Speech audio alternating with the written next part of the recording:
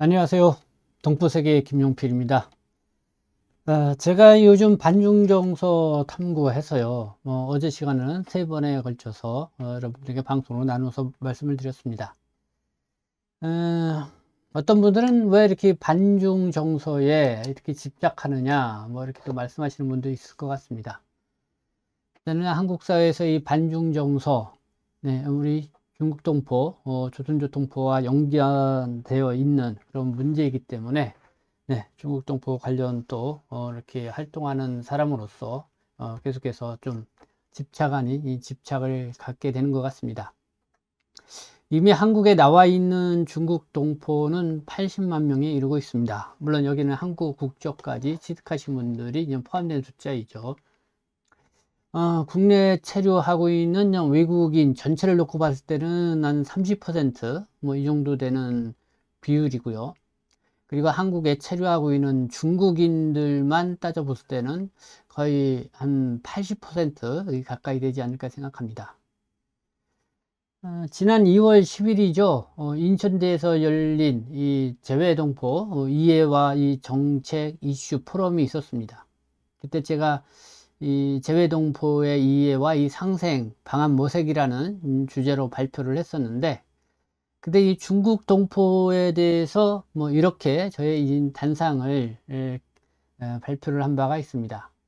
그래서 좀 그 내용을 좀 여러분들에게 말씀을 드리면은, 1992년 한중 수교 이후 이 조선족 사회는 한마디로 이 한국 바람에 휩쓸려서 이 풍비박산이 되었죠. 그 원인은 한국에 대한 막연한 기대, 그리고 또 브로커들에 의한 비자 사기 소행, 또 출국 정책의 부재 등 이런 것들을 꼽을 수가 있었습니다. 1990년대에는 한국 진출과 사기 피해 문제가 크게 대두되었고, 2000년대 들어서는 이 불법 체류자 문제와 체류 문제 해결을 촉구하는 인정투쟁이 큰 이슈가 되었습니다. 일부 이 조선족의 이 젊은 층 사이에서는 당시 막 그 인터넷 이런 것이 등장했죠. 그래 카페도 만들어지고, 그래서 이 인터넷 공간을 통해서 대중가요를 개사해서 이 반한 감정을 분출하기도 했습니다.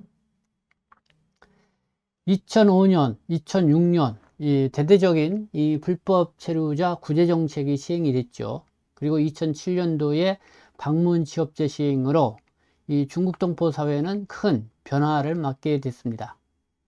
한국에 오는 이 중국 동포들이 크게 늘어나서 이 제한 중국 동포 수는 2010년에는 30만 명, 2013년에는 50만 명을 넘어섰습니다. 그리고 2018년에는 70만 명을 훌쩍 넘겼고요. 동시에 이 중국 동포들이 많이 거주하고 있는 이 집거지도 이 곳곳에 생겨 활기를 띠었습니다. 그러나 이 범죄 사건과 이 대중매체 영향으로 부정적인 이미지가 더 쓰여지게 되었죠. 또 2016년경 사드 배치 사건이요, 이 반중정서가 이렇게 또 생겼고, 그리고 또 2020년 코로나19 상황, 그때는 반중정서가 아니라 혐오 현상 이런 것도 강하게 일었습니다.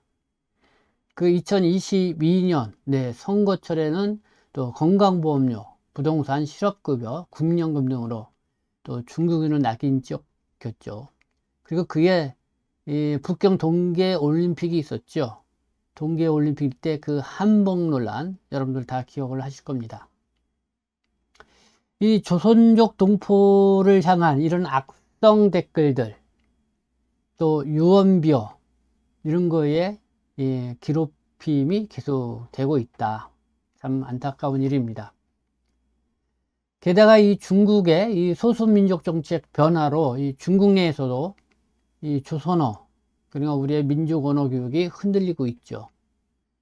물론 이런 상황 변화로 인해서 이 조선족 동포들의 한국행은 줄지 않고 계속 늘어나고 있는 그런 추세다, 이렇게 좀 보고 있습니다. 이게 지난 2월 10일 인천대학에서 열린 재동포 이해와 상생 방안 모색에서 이 중국 동포에 대해서 제가 20여 년간 활동하면서 느낀 단상을 이렇게 줄여서 소개를 한 그런 내용입니다. 올해는 이 광복 80주년입니다. 그래서 이 한국 사회에서의 이 반중 정서를 좀 냉정하게 보면은 어떤 거는 사실과 좀 동떨어진 이 비방과 그리고 이 조작에 의해서 형성되는 면이 없지 않나 이렇게 생각이 듭니다. 그리고 또 인종차별을 하듯이 중국인이라면 또 중국에서 왔다고 하면 모든 게 다 싫다는 식의 이 무차별식으로 가해진다. 그것도 그런 문제점이 있다. 그래서 이런 현상을 보면서 일제시대에 조선인에 가해진 사건들을 보면서 뭔가 좀 비슷하다는 그런 생각을 갖게 되었습니다. 그래서 이 시간에는 1919년 3.1 운동이 벌어진 이후, 그래서 2021년 그러니까 간도 참변도 있었고 자유시 참변도 있었습니다. 그래서 그때까지의 그 전개된 상황들을 좀 여러분들에게 말씀을 드리면서 그때 상황하고 지금 상황하고 뭐가 차가 나 있는지 한번 비교해 보서 생각해 봤으면 좋지 않겠나 이런 생각이 듭니다. 네, 오늘 이 방송 여러분들 함께 해 주셨으면 감사하겠습니다. 그래서 우리가 반드시 이 반중 정서 아예 없을 수는 없죠. 네, 없을 수는 없지만은 그래도 우리가 이 반중 정서를 슬기롭게 극복해 나가야 된다. 우리 중국 동포들에게 불똥이 튀어서는 안 된다. 이런 마음으로 오늘 이 시간에 이렇게 방송을 준비를 했습니다. 그래서 여러분들도 함께 해주셔서 한번 진지하게 어떻게 이 현안을 헤쳐나가는 것이 바람직한지 생각해 보는 시간이 되었으면 좋겠습니다. 네, 그래서 저희 김용필의 유튜브 방송 함께 해주시는 분들 감사드리고요. 그리고 또 후원 협찬 해주시는 분들도 계속 있습니다. 네, 여러분들의 많은 사랑을 기대하고요. 그리고 그에 앞서서 몇 가지 좀 여러분들에게 안내 말씀 좀 드리겠습니다. 네, 윤간의 김치. 네, 이번에 새로 들어왔다고 합니다. 네, 혹시 여러분들 김치, 이거는 이제 중국 청도에서 이 조선족 기업인들이 직접 담근 그런 김치라고 합니다. 네, 10kg에 한 박스에 17,000원. 네, 이렇게 된다고 하는데요. 네, 윤간의 김치, 여러분들 필요하신 분들은 여기 주문 전화번호 있으니까요. 네, 이렇게 주문을 해주시면 될 것 같습니다. 자, 다음 볼까요? 엠플란트 54 치과. 네, 중국동포 한정 특가를 해주고 있습니다. 임플란트. 네. 대림역 9번 출구로 나오면은 거기에 큰 그 빌딩이 있습니다. 이 하나은행이 있는 빌딩 그 4층에 위치해 있습니다. 여기 있는 전화번호도 나와 있으니까요. 네, 여러분들 이용해 주시면은 감사하겠습니다. 네, 다음은 이제는 세운병원이죠. 네, 여러 달 저희 또 방송과 함께 해주시고 또 응원 이렇게 해주고 있습니다. 관절 척추 전문 병원이고요. 서울 금천구 독산동에 위치해 있습니다. 네, 골절 수술은 세운병원은 다릅니다. 네, 이렇게 나가고 있는데요. 여러분들도 어쨌든 이렇게 이용할 때면은 저희 유튜브 방송을 보고 이렇게 왔다고 하면은 각별히 더 친절하게 해주라 생각합니다. 자, 그러면은 오늘 제가 드리는 말씀 방송 계속 이어서 또 이렇게 진행을 해 보도록 하겠습니다. 내가 지난번에 반중 정서 탐구하면서 언론에 보도된 내용을 좀 토대로 여러분들의 말씀을 드렸습니다. 먼저 이 조형진 인천대학교 중국 학술원 교수님이 지난 4월 3일자 인천일보에 글을 썼죠. 그 글에 보면은 중국에 대한 비호감을 표하는 반중 정서는 한국만 그런 것이 아니다. 네, 한국만 그런 것이 아니다. 중국에 대한 비호감 반중 정서는 한국만 그런 것이 아니다. 그러면서 이 괴담 수준의 반중 담론은 경계해야 한다. 이렇게 이야기를 했습니다. 괴담 수준. 그러니까 근거 없는 비방 목적의 이 반중 담론. 이거는 경계해야 한다. 그러면서 감정이 아닌 전략적 접근이 필요하다. 네, 이렇게 강변을 했습니다. 반중 자체가 문제가 아니다. 대한민국의 안보와 번영, 국익을 위해 얼마든지 전략적으로 반중을 선택할 수가 있다. 그러나 감정적이고 무차별적인 반중은 중국이 아닌 우리를 분열시키고 파괴한다.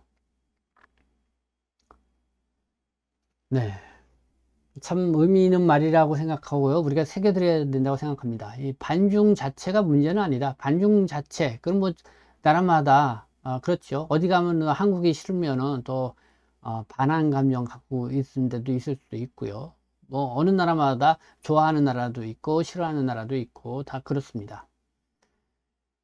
대한민국의 안보와 번영, 국익을 위해서 얼마든지 전략적으로 이 반중을 선택을 할 수 있다. 그러나 이게 이 감정적이고 무차별적인 반중은 중국이 아닌 우리를 분열시키고 파괴한다.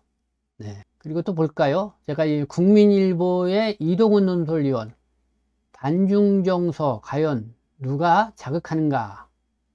네. 4월 5일자 네, 국민일보에 난 기사였죠. 반중 정서를 부추겨서 이득을 보는 세력이 분명히 있다. 그들은 누구일까? 반중 정서를 부추겨서 이득을 보는 세력이 있다. 분명히 있다. 그들은 누구일까? 그래서 이 시간은 이 반중 정서에 대한 대응책이 필요하다. 이런 생각이 들면서 제가 일제 시기 1919년 3월 1일 3.1 운동이 일어난 이후에 중국 만주 간도 지역에서 일어났던 일들을 좀 여러분들에게 주요 사건별로 이렇게 말씀을 드리고자 합니다. 뭐 그때 상황하고 지금 이 상황, 물론 그때는 일제시대였고 좀 다르기는 하지만 그러나 비슷한 이 전개 과정의 모습을 우리가 볼 수가 있다. 그래서 여기 이거를 보면은 지금의 우리 현안으로 떠오르는 이 반중 정서에 대응하는 이 방법을 찾아볼 수 있지 않겠나 해서 말씀을 드립니다. 한번 좀 천천히 보도록 하겠습니다. 1919년 3월 1일 3.1 운동은 어떤 운동인지 뭐 굳이 설명을 하지 않아도 알 것입니다. 이후부터 어떤 일들이 벌어졌는지 이야기를 해보고자 합니다. 3.1 운동은 무저항, 항일 독립 운동이었지만은 결론적으로 말하면은 독립을 성취하는 데까지 이르지 못했죠.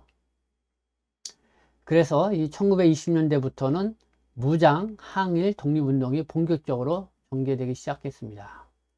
네, 그래서 이 봉오두 전투, 청산리 전투, 우리는 중국도 부분도 잘 아실 겁니다. 네, 봉오동은 여기죠. 이 동문 그쪽에 있는데 봉오동이 있고, 네, 청산리 전투는 화룡 지역 일대, 네, 화룡, 와룡, 어량촌, 네, 이쪽에 청산리 전투가 있었던 이 간도 지역, 연변 지역이죠. 자, 그러면은 봉오동 전투부터 한번 보도록 하겠습니다. 1920년 6월 7일, 네, 봉오동 전투. 그 첫 번째 승리한 전투가 1920년 6월 6일에서 7일간 만주 봉오동에서 독립군이 일본군과 벌인 전투이다. 홍범도, 최진동, 안무가 이끄는 1300명 규모의 독립군 연합부대에 의해 일본군 약 157명이 전사하고 200여 명이 부상을 입었다. 일본군은 정규군으로 약 500명 정도로 추정이 된다. 네, 이 봉오동 전투의 큰 의미는 일본의 정규군을 맞서서 싸워서 승리를 했다. 이 정규군이라는 것은 그래도 훈련을 잘 받은 뭐 전략도 있고 어떤 그런 부대죠. 그러나 봉오동 전투는 거의 의병 수준이죠. 의병. 그때 뭐 홍범도 장군이 모든 상향 포수 뭐 그런 였다고 하지만은 아주 총을 잘 쐈다고 그러죠. 그렇지만은 뭐 홍범도 장군 혼자 싸우는 게 아니라 거의 같이 참여하는 사람들, 그 사람들은 다 독립의 뜻을 막는 정규, 그러니까 군사교육을 받지 않은 그런 의병들이 대부분이었죠. 근데 여러분들이 정규군인 일본 군대를, 그것도 뭐 이 무기라든가 이런 거 보면은 상당히 많은 차이가 있음에도 불구하고 그 봉오동 쪽에, 그쪽에 그래도 우리 조선인들이 많이 가서 생활을 했고 그쪽 지형에 상당히 좀 뭐랄까 익숙해 있죠. 그래서 그런 지형을 잘 이용을 해서 일본군의 정규군을 맞서 싸워서 아주 승리를 거뒀던 첫 번째 아주 의미 있는 그런 전투가 바로 이 봉오동 전투였습니다. 봉오동 전투. 네, 여기서 이루어진 봉오동 전투죠. 네. 그래서 그때 일본군이 157명이 전사를 했다. 이게 200여 명이 부상을 했다. 그때 이제 독립군이 했는데 1300여 명. 네, 이렇게 했죠. 네, 어쨌든 간에 일본 정규군이 패배하자 뭐 일본 측에서는 큰 충격을 받았겠죠. 더 많은 그래서 정규군을 보내서 이 독립군, 이 홍범도가 이끄는 이 독립군을 완전히 소탕을 해야겠다. 이렇게 그냥 계획을 세웠던 것입니다. 이렇게 계획을 세웠던 것입니다. 근데 만주 지역으로 이제는 정규군을 보내려면은 구실이 필요하죠. 그래서 이 벌어진 사건이 뭐냐? 1920년 9월 12일에서 10월 2일에 훈춘에서 벌어진 훈춘 사건입니다. 자, 훈춘 사건 1920년 9월 10일에서 10월 2일 이렇게 벌어진 사건입니다. 훈춘 다 아시죠? 네, 훈춘. 여기 도문 훈춘. 네, 북한과의 접경. 이쪽에 러시아 지역이 있고요. 네. 자, 중국 마적단을 매수해서 일본 일제가 매수를 했다는 거죠. 훈춘 시가지를 공격하게 하고 심지어 일본 영사관까지 습격하도록 했다. 일본 영사관을 홍범도 독립군이 공격했다고 주장을 하며 일본군 출병을 명분으로 삼았다. 일제가 그랬다는 거죠. 중국의 마적단을 매수를 했다.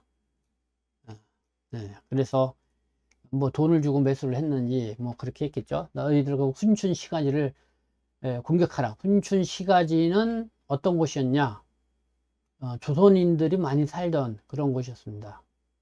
그리고 일본 영사관까지 습격하도록 하라. 그렇게 하면서 이렇게 중국 마적단이 이렇게 행한 거를 누가 한 것처럼 홍범도 독립군이 공격했다고 한 것처럼 일본 영사관 그렇게 일제가 허위로 주장을 하고 나온 겁니다. 그래서 그거를 명분 삼아서 일본군을 이 만주 지역으로 출병을 시켰다. 볼까요?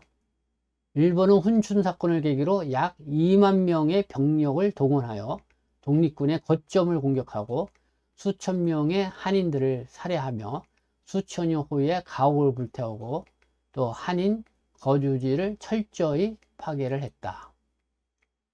이론에 독립군은 막 북만주로 이동해 했고 독립운동에도 큰 타격을 받게 된 것이다. 이로 인해 만주 일대 곳곳에 독립군과 일본군 간의 전투가 벌어진다. 이를 우리가 청산리 전투라고 한다. 네. 그러니까 이제 봉오동 전투가 일어나고 나서 그 다음에 이제 훈춘에서 일본이 이제는 중국 마적단을 매수를 해서 그 훈춘 시내를 공격하게 하고 그리고 또 자기들의 또 그 있는 일본 영사관까지 공격을 하죠. 그래서 그거를 홍범도가 이끄는 독립군들이 벌인 양처럼 그렇게 구실을 삼아 가지고 이쪽에 2만 여여 명의 병력, 그러니까 일본군, 이 조선에 주둔하고 있던 일본군들을 이쪽 만주 이쪽으로 이동합니다. 그래서 그거로 인해서 이 청산리 지역 곳곳에서 결국은 일본 정규군과 그때는 뭐 홍범도 장군, 또 여기는 김자진 장군, 또 여러 또 연합부대들과 같이 교전을 벌이는 전투들이 곳곳에서 일어나게 되죠. 네. 바로 이 훈춘 사건입니다. 훈춘 사건. 네. 이 봉오동 전투에서 이 홍범도 장군에게 깨지니까 그거를 어떻게 하면 홍범도 장군을 이렇게 소탕을 할까? 그러니까 중국 마저단을 매수를 했다. 네. 그리고 또 매수해서 어쨌든 그 자기들의 영사강을 공격하라, 뭐 훈춘 신야를 공격하라 하고도 그런 홍범도의 독립군이 그렇게 공격한 것처럼, 그러니까 그렇게 이제는 꾸민 거죠. 예. 그래서 그거를 구실로 해서 이 만주적으로 일본군들이 이렇게 출병을 하게 된다.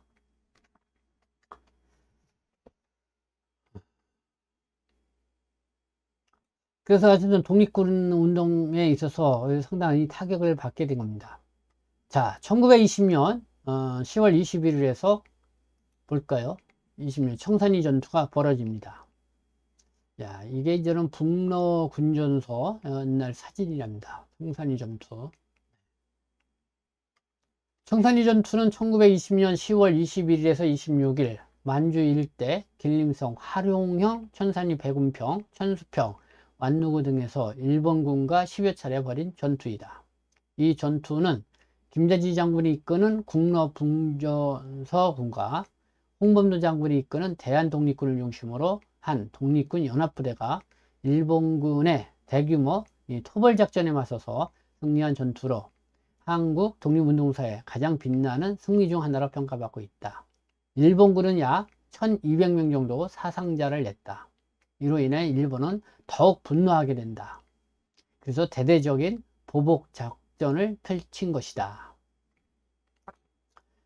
네, 2만여 명을 이렇게 만주로 해서 이 독립군을 토벌작전을 대대적으로 펼친 거죠. 그래서 거의 민간인까지는 뭐 학살까지 자행을 해가면서요. 자, 그러면서 이제 청산리 일대에서 우리 독립군하고 이 일본의 정규군이 완전한 전투를 한 6일 넘게 이게 벌이게 됩니다. 그러나 거기서 역시 또 일본군이 대패를 하게 되죠. 네, 패배를 하게 됩니다. 그러니까 더욱 일본들이 분노를 해서 대대적인 이 보복 작전을 하게 된다. 그래서 어떤 사실 역사가들은 그런 얘기를 합니다. 이 청산리 전투나 이런 거에 일본군의 어떤 그 당시에 그 잔인무도함, 그리고 그 병력의 그 규모, 뭐 이런 거 이렇게 사실 그 독립군의 규모는 약했던 거죠.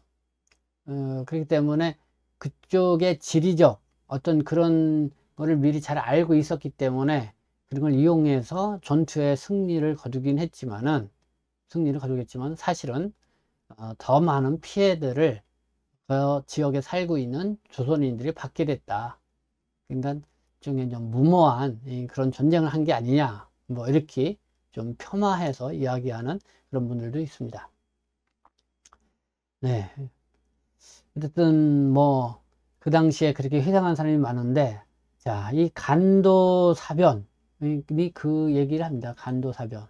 이게 이제 대량 살상하는 그 만행을 이제는 일제가 하죠. 보세요. 자, 이렇게 지금 작두로 네, 목을 치는 뭐 그런 장면까지 있습니다.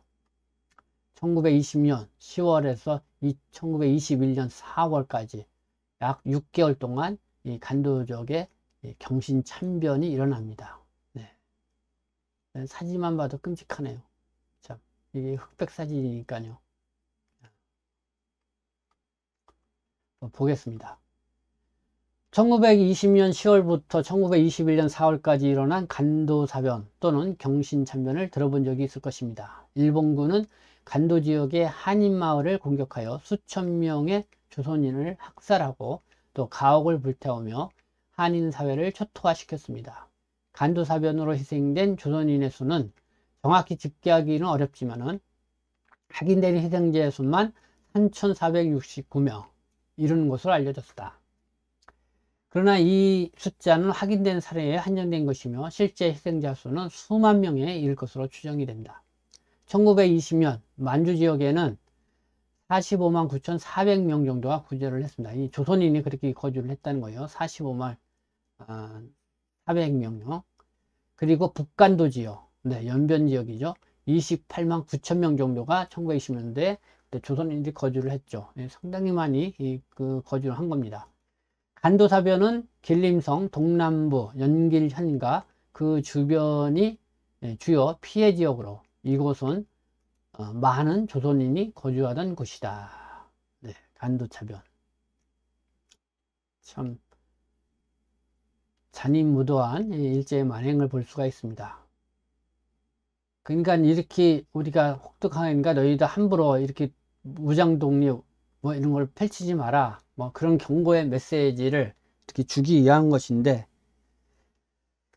자, 그렇지만 이 간도 참변 위에도 독립운동은 계속 이어졌습니다. 이 독립군이 밀산 지역으로 집결을 했습니다. 이 조직 통합과 전략적 재정비를 하기 위해서. 그리고 1920년 12월 대한독립군단을 조직을 했습니다. 북로군정서, 대한독립군, 서로군정서 등 독립군이 참여해 연합부대는 약 3,500명의 병력으로 구성이 되었습니다. 이때 서일 장군이 총재를 맡고 홍범도, 김자진 등이 참여를 했습니다. 대한독립군단은 독립운동사에서 중요한 전환점으로 평가되기는 하지만은 뜻을 펼치기엔 역부족이었습니다. 무엇보다도 무기 이런 것들이 없었죠. 밀산에서 겨울을 보내고 이 독립군단은 1921년 러시아의 자유시로 이동을 하여서 새로운 거점을 마련하고자 합니다. 네. 그러면 왜 러시아 자유시, 현 스바보드라고 하는데요. 그쪽으로 가게 되었을까? 첫째, 일본군의 대규모 이 토벌 작전과 간도사변 이후 독립군의 생존과 재정비를 위한 전략적 선택이었다. 네, 일본군이 이 간도사변을 보십시오. 한 6개월 동안 계속 조선인의 마을을 이렇게 초토화시키는 대로 그렇게 학살극을 벌였잖아요. 네, 그러니까 어쨌든 독립운동은 좀 약간 이제 움츠러들었다라고 할까 자제를 한 부분도 있죠. 그래서 생존과 위해서 재정비를 위해서 이 밀산 지역으로 일단은 피신해 갔다 그럴까요? 그쪽으로 이렇게 집결을 한 거죠. 둘째, 소련은 약소민족의 독립을 지원한다는 입장을 표명하며 독립군에게 군사적 지원을 약속을 했다. 그래서 러시아의 자유시로 이렇게 가게 됐다. 네, 자유시는 러시아에 있는 도시 이름입니다. 자, 당시 소련의 상황을 먼저 한번 살펴보도록 하겠습니다. 1920년대 초반 소련은 혁명과 내전의 여파로 혼란스러운 상황이었습니다. 1917년 러시아 혁명 이후 볼셰비키 적군파라고 하죠. 권력을 잡았고 또 백군과 1918년부터 1922년까지 내전을 치르고 있었 때였습니다. 볼셰비키, 네, 적군파, 블라디미르 레닌이 이끄는 사회주의 세력, 혁명 이후 소비에트 정권을 수립하고 이를 유지하려 했던 세력을 볼셰비키 세력이라고 볼 수 있고, 백군파, 네, 군주제, 자본주의, 사회민주주의 등 다양한 이름을 가진 반혁명 세력, 그러니까 볼셰비키에 반대하며 러시아의 전통적 체제를 복원하려 했던 세력이다. 백군파. 그리고 일본군은 당시 백군을 지원을 했다. 백군은 일본 군대는 백군을 지원했죠. 그때 일본이 상당히 세력이 셌죠. 네, 만주 일대를 뭐 일본군이 거의 세력을 장악하고 있었을 그럴 때였고, 연해주 지역도 거의 이제는 그런 상황, 기세가 아주 등등했던 그런 시기였습니다. 근데 여기서 또 일본의 이제는 계략이 발동이 되었습니다. 결국 1921년 6월 28일 우리끼리 싸우게 되는, 우리의 그냥 독립군끼리 서로 총을 겨누게 되는 비극적인 사건이 바로 자유시 참변, 이것이 일어나게 됐죠. 자, 일본의 계략이 이때도 있었다. 자, 이걸 보겠습니다. 자, 이게 이제는 연길 지역이죠. 간도 참변이 일어났던 지역. 그래서 이제는 1920년 1월경, 네, 밀산 지역으로 이렇게 집계를 하게 됩니다. 11월경이죠. 밀산 지역으로. 그래도 피신을 갔다 이렇게 봅니다. 독립군들이. 그러다가 1921년, 네, 6월경쯤에 겨울을 보내고 나서 자유시로 이동을 합니다. 네. 자유시로 이동해서 새로운 좀 뭔가 이제 전개를 한번 마련해 보자. 그리고 또 소련이 또 이렇게 약소민족에 더 도와준다, 지원을 한다고 했으니까 그거를 믿고 이렇게 그냥 가게 된 거죠. 자, 근데 여기에는 일본의 또 숨은 계략이 있었다. 네, 이런 얘기입니다.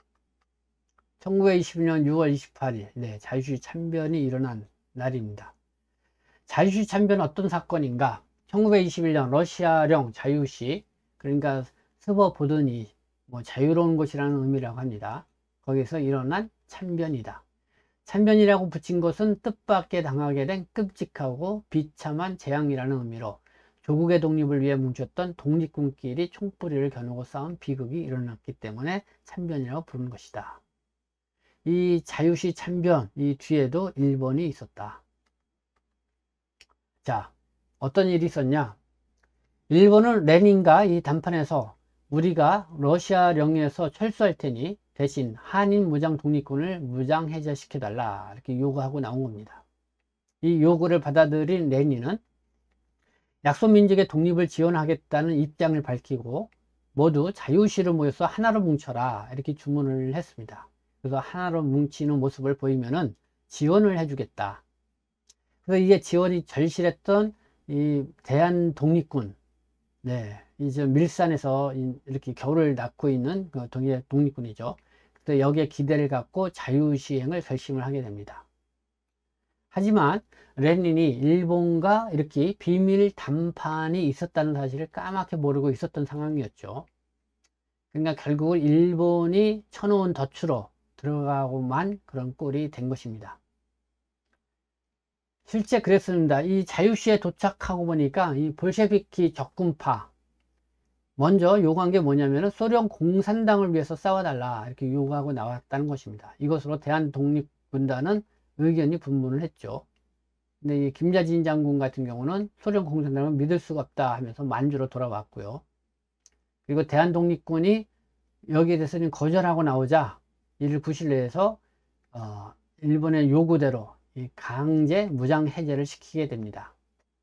그러면서 동조 세력인 공산주의 계열의 한인 무장 독립군을 통해서 바로 이 반대하는 이 세력을 제거하도록 하죠. 그래서 그때 우리 대한독립군단의 독립군 한 600여 명이 희생됐다. 이런 비극적이 일어났다. 이렇게 기록에 남고 있습니다. 네, 요게 이 자유시라고 합니다. 요게 자유시, 러시아 스바보드니시 이렇게 있는 그런 지역인데요. 네, 여기는 아무르강변인가요? 그런 것 같습니다. 자, 소련이 일본의 요구를 그럼 받아들일 수밖에 없었던 이유는 뭐냐?